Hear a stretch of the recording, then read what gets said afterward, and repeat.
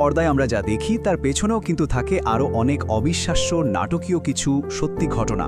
তো আজ আমরা তেমনই কিছু বাস্তব ঘটনা আর চরিত্রকে নিয়ে কথা বলবো যা ধুরন্ধরের মতো সিনেমাকে অনুপ্রেরণা দিয়েছে। চলুন একদম গল্পের গভীরে চলে যাই। সময়টা হচ্ছে ২০০৪ সাল আর জায়গা কাশ্মীর উপত্যকা। এখানে তখন ভারতীয় সেনাবাহিনীর একটা অত্যন্ত ঝুঁকিপূর্ণ গোপন মিশন চলছে। ভাবা যায় ব্যাপারটা, এক তরুণ জঙ্গি সেজে একটা কুখ্যাত সন্ত্রাসী সংগঠনে ঢুকে পড়েছে। দিনের পর দিন কষ্ট করে তাদের বিশ্বাস অর্জন করেছে, কিন্তু হঠাৎ করেই একদিন সংগঠনের ২ শীর্ষ নেতা তার মাথায় বন্দুক ঠেকিয়ে দিল। তার আসল পরিচয় কি তবে ফাঁস হয়ে গেল? চরম বিপদের মুখেও তার গলাটা ছিল একদম শান্ত আর দৃঢ়। এটা ছিল একটা হিসেব করা ঝুঁকি, আর এই একটা কথাতেই কাজ হলো। সন্ত্রাসী নেতাদের মনে যেটুকু সন্দেহ ছিল সব গলে জল। তারা পুরোপুরি বিশ্বাস করে নিল এই ছেলে তাদেরই লোক। আর ঠিক যেই মুহূর্তে ওই ২ জঙ্গি নেতা